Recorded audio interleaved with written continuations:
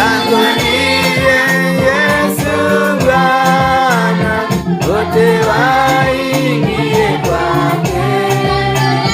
Lango, lango, lango, lango la mbinguni li wazi.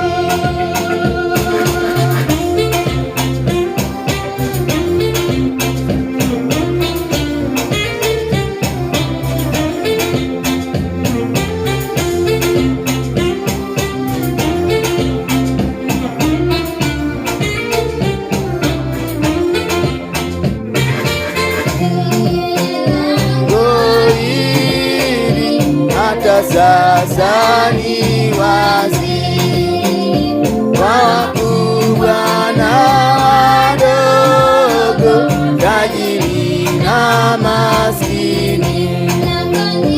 Lango